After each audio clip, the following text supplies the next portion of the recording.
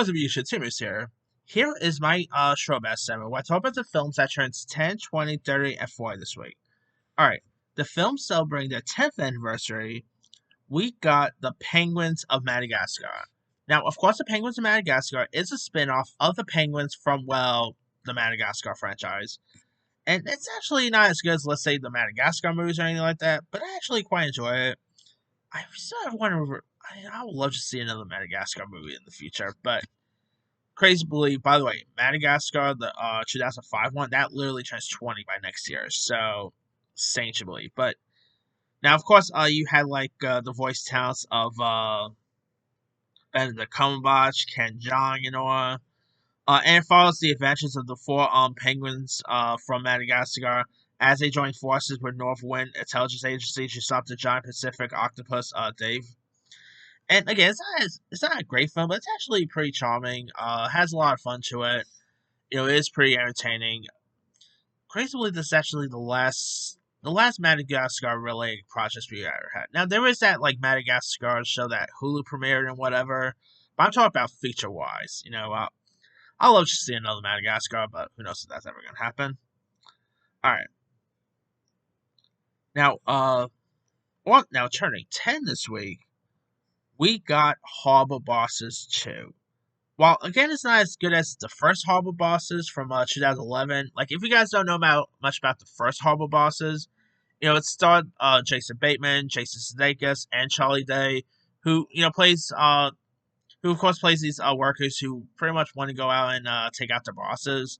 One of which, by the way, was played by Kevin Spacey, which a little awkward to talk about there.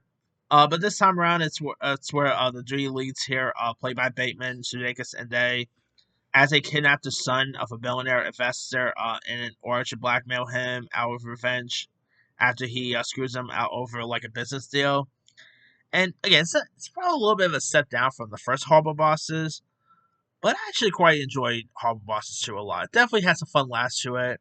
I mean, Jamie Foxx, by the way, is in both films, and I'm not really gonna repeat what his name is, but one of the coolest names in movie history. And if you guys don't know how he actually got the name, just watch the first Horrible Bosses. You'll know. I mean, that first Horrible Bosses is, and they really don't make comments like that anymore. Here, the first Horrible Bosses is terrific. The sequel is pretty decent too. Of course, you had Christoph Waltz. Chris Pine was in this. I had a fun time with it. It's a shame we never had a Horrible Bosses 3. But let's be real. If they do a Horrible Bosses 3, ain't no way we're getting Kevin Spacey back for that one. Now, Kevin Spacey did have like a role in this one, but it was like, if you guys remember the first Horrible Bosses, he did got arrested, so obviously, he did have a cameo in this, but it was when he was in jail. So, yeah.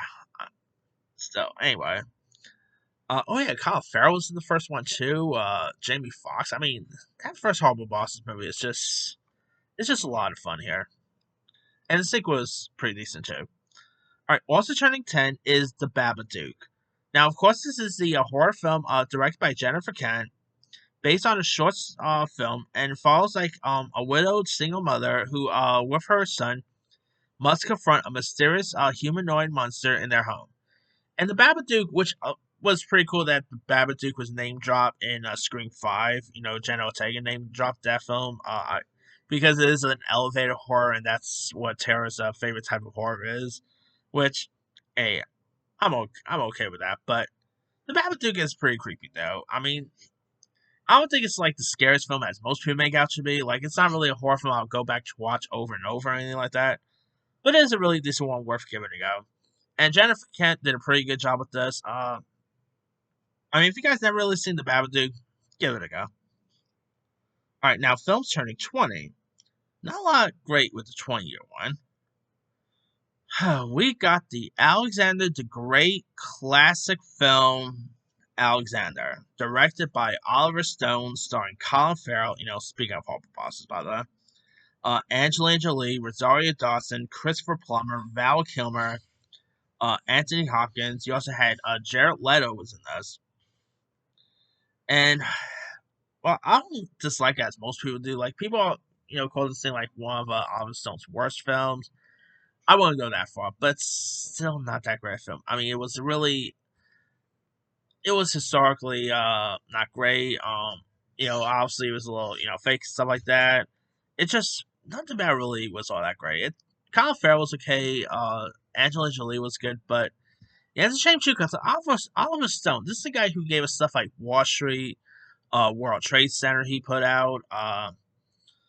Trying to remember what else he did. Oh yeah, JFK. I mean, the guy, born on the 4th of July. He knows how to tell history-based stuff. This wasn't a good one. So this Alexander and Snowden is probably Oliver Stone's as bad than The Offices. So another film change warning that is not all that great is a Tim Allen classic, Christmas with the Kranks. Whew. Starring Jamie Lee Curtis, Dan Aykroyd. Of course, Tim Allen obviously is pretty much a Christmas legend with the Santa Claus, so they decided to give him another Christmas-based content here. Christmas with the Cranks just wasn't all that good. It tells the story of a couple who decides to skip Christmas one year since their daughter is away, and much to the chagrin of their neighbor, until their daughter decides to come home at the last minute. And of course, like the chemistry between Tim Allen and Jamie Lee Curtis is okay, but yeah, this was around the time where after Jamie Lee Curtis, said goodbye to the Halloween franchise with Halloween Resurrection and stuff. She was always doing more lighthearted based stuff, like obviously Freaky Friday is a great one, Beverly Hills Chihuahua, and all. And this was another one. Sadly, this wasn't that much of a great one. So yeah, I love a good Christmas film, but there are Christmas movies I do find terrible, and that's definitely one of them. All right, the Dirty Year one. All right, films turning dirty. We got the Arnold Schwarzenegger and Danny DeVito film Junior. Okay, now this was directed by Ivan Reitman, who of course gave us Ghostbusters, and it was a reunion of Arnold and Danny falling twins. Always thought this was a twins sequel, but pretty much it isn't. The film, if you guys don't know much about it, pretty much follows Alex Hassie, Austrian American scientist who agrees to undergo a male pregnancy from a newly developed drug experiment. And so, yeah, you had Arnold Schwarzenegger who becomes pregnant in this. That's the premise. You also had Emma Thompson, Pamela Reed, who actually worked with Arnold and Ivan on Kindergarten Cop, uh, Frank Langella. You had some cool cast members, and this could have easily been as funny as, let's say, Twins. I really wish they did a Twins sequel, because a Twins sequel would have been much better. This was abysmal. I mean, it was a really embarrassing film in Arnold's career to literally have this in his resume. And Danny DeVito, he did the best he could, but yeah, Junior's not so good. Twins is better.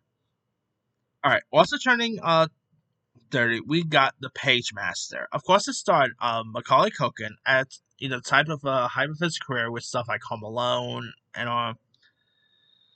And this movie was a mix of animation, live action. You also had Whoopi Goldberg, Patrick Stewart, Ed Begley Jr., Leonard Nimoy, some really decent supporting players. And it was even released by Hanna-Barbera. And it stars Culkin, who plays this child who uses statistics as an exercise to avoid anything to find uncomfortable in life. But after he's undertaken an errand for his father, he gets caught in a storm, which forces him to refugee in the library, and he becomes trapped inside the library, where he must battle his way to literary classics come to life and try to find his way home. It's actually not a bad film. I mean, Macaulay Culkin, not as good as, let's say, Home Alone or anything like that, but Macaulay was pretty good in this. Of course, Christopher Lloyd, Patrick Stewart. He had some really disappointing players in this. So not a bad one there. All right, also turning dirty, we got A Low Down Dirty Shame, which starred Keenan Ivory Wayne, who I believe wants to direct this show, if I'm not mistaken. Obviously, he is best known for his work on the first two Scary Movie films, and Low Down Dirty Shame is pretty fun. You also had Jada Pinkett Smith, who obviously at the time went by Jada Pinkett because she was not married to Will Smith at the time. Now if you guys don't know much about this, after like hitting his case against drug kingpin Ernesto Mendoza, Private Eye Andre Shane, played by Wayne's, quits the police department, and the wisecracking investigator thinks like he's left his old life behind, and so now everything changes. And with the help of like this mounted secretary played by J. Pinkett Smith, he pretty much goes back into action, and his chemistry with Jay was pretty decent. Has a fun action to it. I mean, Keenan Ivory Wayans has always been great when it comes to action. Like he doesn't really act hardly anymore nowadays, but he was actually pretty solid in this one. So yeah, not a bad one.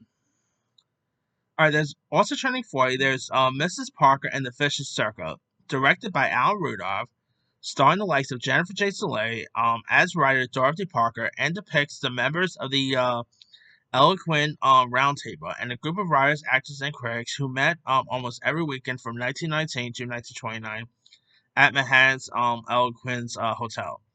Now you also had like Matthew Broderick, Jennifer J. Soleil, Jennifer Beals, Stephen Baldwin. Not a bad film here. Jennifer J. Lee was pretty solid in this. I like the period aspects. Really decent little film if you guys haven't seen it. Now, not really much to really talk about the 4-year one. Like the only thing to really talk about is Bad Manners, which starred Martin Mull and Karen Black, where a scruffy orphanage inmates escapes to rescue a fellow brat adopted by a phony West Coast couple played by Mull and Black. And it's not really too memorable, to be honest, here, so not really much to talk about there. But let me ask you guys, which of these films stand out to you the most? To me, the 10-year one is, I should say, Penguins of Madagascar and the Babadook. I'm going to go with Horrible Bosses too. I really had a fun time with that. The 20-year one, both of those movies are pretty terrible, but I will say Alexander is probably the better one. So, I guess I'll say Alexander. 30-year one, I'm probably going to go with the Pagemaster. And not really much to talk about the 4-year one. Anyway, drop a comment below. Don't forget to like, subscribe, hit that bell for more notification. This is Serious.